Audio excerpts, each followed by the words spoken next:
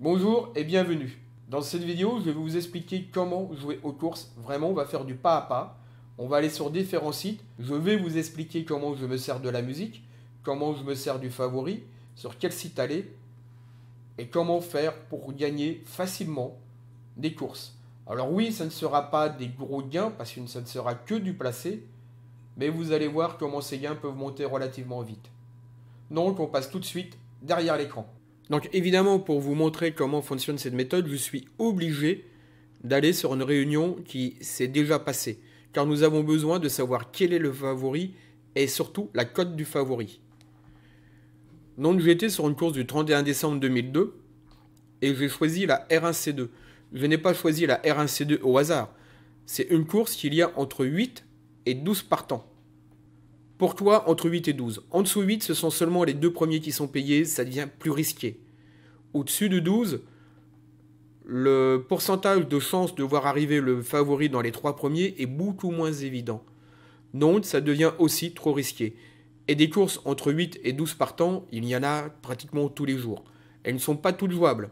Après, ça sera aussi à vous de voir si vous pouvez adapter cette méthode. Pourquoi pas? Donc là, vous voyez, il y a une course. Il y a la C2, il y a la C4, il y a la C5, il y a la C7, la C8 et la C9. Vous voyez que cela fait quand même pas mal de courses en une seule journée. Maintenant, le favori. Sur un PMU point de vente, évidemment là c'est important. PMU.fr, point de vente. Le point de vente est toujours très important. On prend le favori. Et là, nous allons faire un peu de calcul mathématique, un peu de calcul mental. Nous allons tout simplement nous servir de la musique. Et nous allons donner des points aux places. Premier, 5 points. Deuxième, 4 points. Troisième, 3 points. Quatrième, 2 points. Et cinquième, 1 point. Tout ce qui est au-dessus ou disqualification, on ne le compte pas. C'est 0 point. Et nous prenons seulement les 6 dernières courses du cheval. Donc là, je vais le faire. Ça va faire 2, 5, 9, 13, disqualifié donc 0, 13 plus 5, 18. Ce cheval a 18 points. Donc je considère qu'il faut 16 points pour que le cheval soit bon. Là, il a 18 points, nous pouvons le prendre. Maintenant, il faut voir aussi autre chose. Il faut voir la vitesse du cheval. Il faut que la vitesse de ce cheval, du cheval numéro 9, soit parmi le premier tiers de la course. Donc à 9 partants, il faut qu'il soit parmi les 3 ou 4 premiers. Pas plus loin. Et s'il y a 12 partants, pas maximum 5, mais vraiment pas plus loin. Pourquoi? Parce que c'est du trop. La vitesse a un rôle. Si le cheval n'arrive pas à suivre, il a un risque de passer au galop, non d'être totalement disqualifié. Donc ça, pour limiter ce risque, nous allons voir la vitesse. C'est sur ce site, genie.com. Inscription gratuite. Voilà, vous pouvez même parier chez eux, mais là, évidemment, il faut mettre de l'argent dessus. Donc là, c'était bien le samedi 31, c'était la course 2. La course 2, c'est celle-là. Nous allons dessus. Nous allons sur record. Et puisque là, c'est du monté, record, monté. Là, vous voyez les chevaux dans l'ordre du départ, enfin dans l'ordre de leur numéro de départ. 1, 2, 3, 4. Nous cliquons ici et nous voyons que les chevaux du plus rapide au moins rapide. Alors là, évidemment, c'est la vitesse du 31-12. Comme vous voyez, le 9, notre favori qui a terminé, est arrivé en deuxième vitesse. Mais il est arrivé premier ce jour-là. Donc là, c'est sur une course du jour. Déjà, avec une cote comme ça de 4,2, je ne prends pas.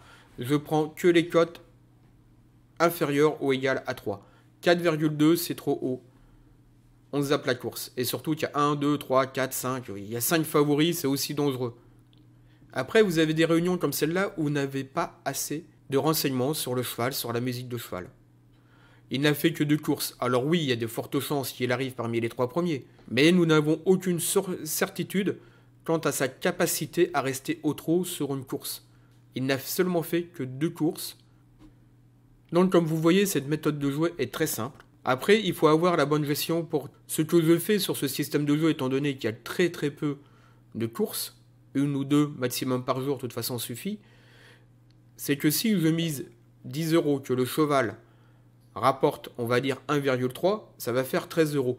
Les 13 euros, je les mets sur la course d'après. C'est une méthode sélective, les résultats sont bons à 90%, donc les risques de se tromper sont quand même assez limités et assez rares. Par contre, je m'arrête à 4 voire 5 courses maximum. Et une fois que j'ai atteint en bénéfice le montant de la mise en départ, c'est-à-dire là c'était 10 euros, une fois que j'atteins 10 euros de bénéfice, je m'arrête.